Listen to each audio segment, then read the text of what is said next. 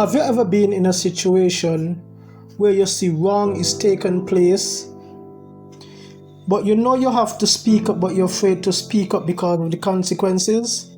You see what is going on and you said, you know what, it's none of my business. I'm going to stay out of it and I am going to go my way.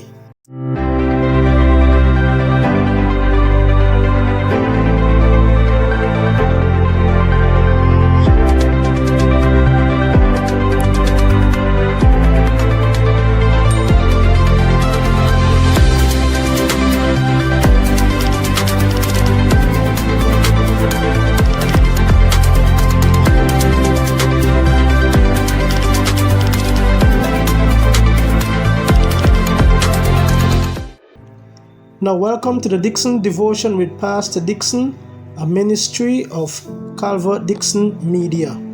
The prophet Jeremiah was in a predicament like this.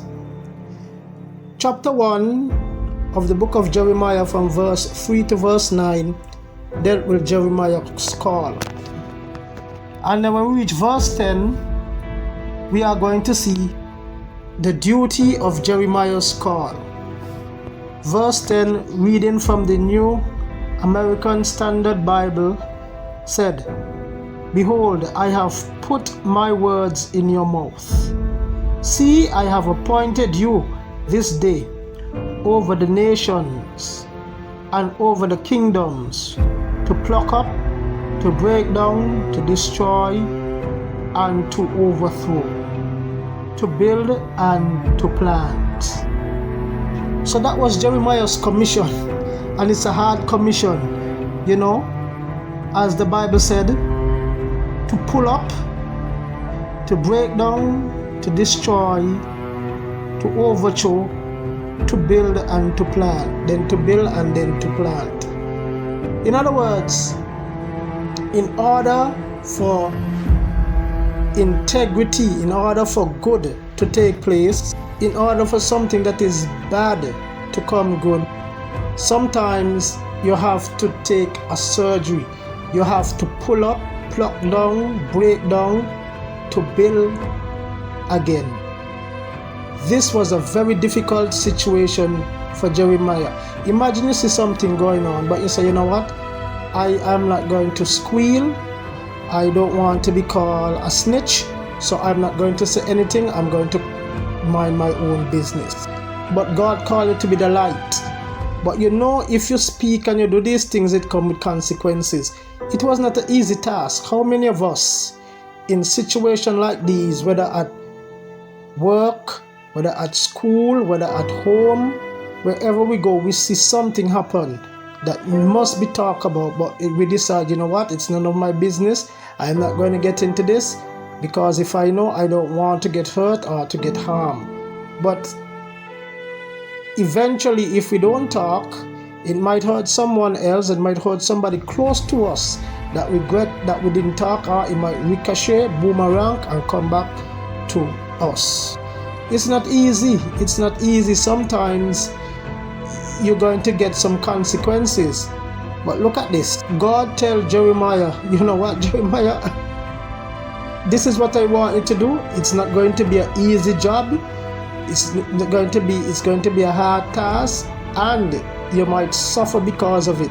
Look at what God tells Jeremiah to encourage him. Verse 17. "Now gird up your loins and arise and speak to them, all which I command you. Do not be dismayed before them, or I will dismay you before them." Verse 18, "Now behold, I have made you today a fortified city, and as a pillar of iron, and as a wall of bronze against the whole land. To the kings of Judah, to the priests, to the princes, and to the people of the land." Verse 19, "They will fight against you, and they will not overcome you, for I am with you to deliver you, declares the Lord." Look at what God said. Jeremiah, gird up your loins.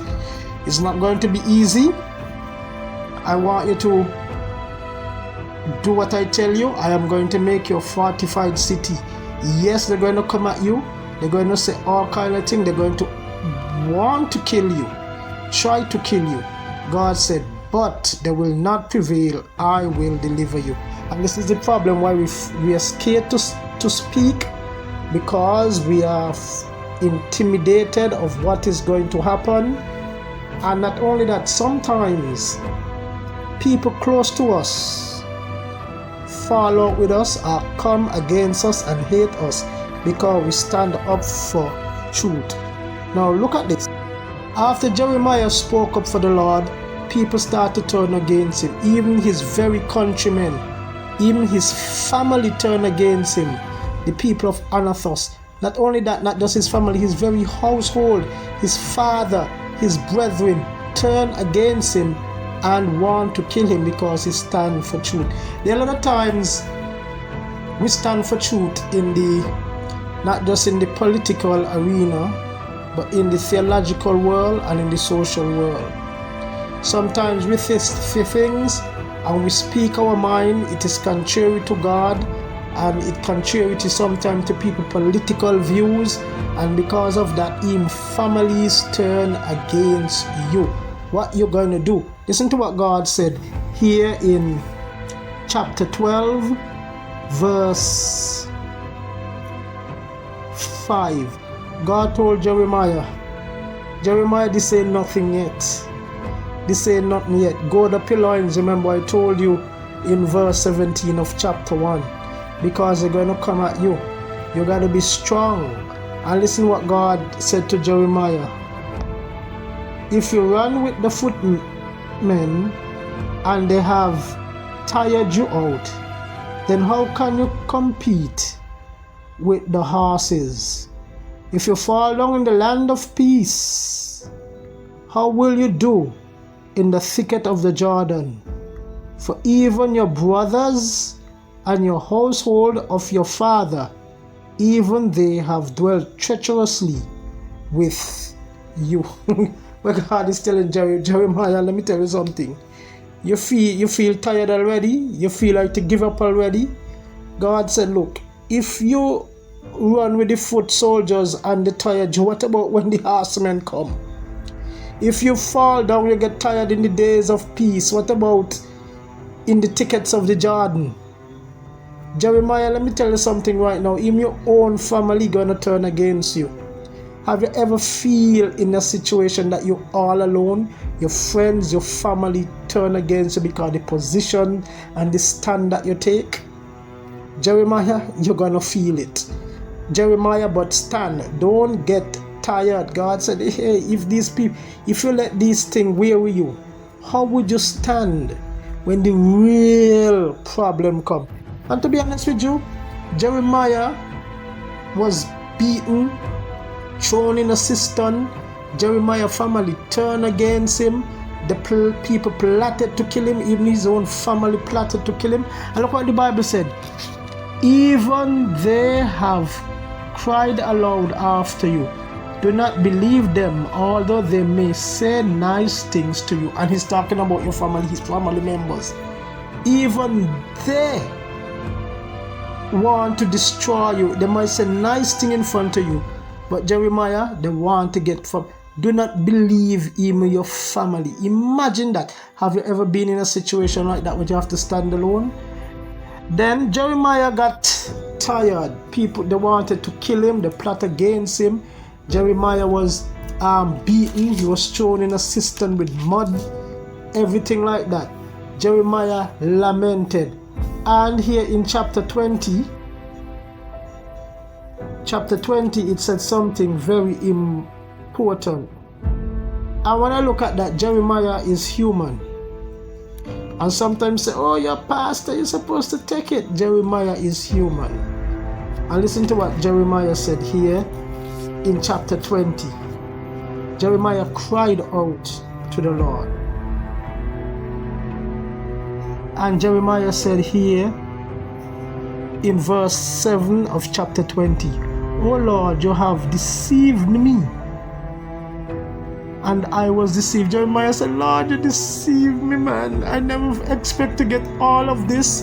I'm alone, everybody turned against me, the whole land, the priests, the people, but my own family, my father, my brothers, my home, everybody turned against me. Everybody look at me at the odd man. Lord, why you did this? And here we said, you have overcome me and prevail, Lord. Like you decide to do this to me. Lord, why you doing this to me? This is what Jeremiah is saying. I have become a laughing stock all day long. Everyone mock me. But you know what the fooling about? But you can't believe you believe in them kind of things there. For each time I speak, I cry aloud. I proclaim violence and destruction. Because of me, the word of the Lord has resulted in reproach, derision all day long. But I said, and this is where Jeremiah reached a point. Jeremiah get fed. Lord, I can't do this no more. I ain't gonna speak no more. I can't take it no more. I don't have no. I cannot trust nobody. I cannot talk to nobody. Nobody wants to talk to me. Nobody wants to listen to me. They laugh at me. They mock at me. They try to kill me. Lord, I can't take it anymore. You asked me to stand up for truth, and this is what it's caused. Let me tell you something. Ladies and gentlemen, when you stand for truth, make up your mind to stand alone. Make up your mind to stand alone. And this is what Jeremiah said right here. Verse 9, but if I say I will not remember him or speak anymore in his name, Jeremiah said, I can't talk anymore about God. I can't take this no more. This is the prophet Jeremiah. Then in my heart it becomes like a burning fire shut up in my bones, and I am weary of holding it, and I cannot enjoy it, for I have heard the whispering of many, terror on every side. Denounce him, yes, let us denounce him. All my trusted friends, look at that, watching for my fall, say, perhaps he will be deceived, so that we may prevail against him and take our vengeance on him. His friends, imagine this. But the Lord is with me, like a dread champion.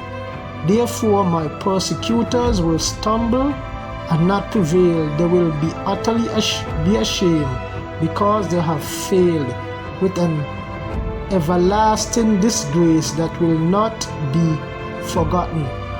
Yet, O Lord of hosts, you who test the righteous, who sees the mind and the heart, let me see your vengeance on them. For to you I have set forth my cause. Sing to the Lord, praise the Lord. Here Jeremiah, afterward, Jeremiah feel like to give up. Jeremiah said, Lord, I'm my best friend, my family. Lord, I can't take it no more. I ain't gonna talk in your name. But Jeremiah said, but I can't do it. If I close my mouth, it's gonna be like a fire in me. I got to bloat it out. I got to speak. And he speak, and he said, you know what? Jeremiah went back, even though all of this, he went back to the promise. There in verse 2, when the Bible said, verse 19, when the Bible said, Jeremiah chapter 1 verse 19, Jeremiah, gird up your loins. They're going to come at you. They're going to try to destroy you. But I am going to make you a fortified city, and I am going to be with you and deliver you.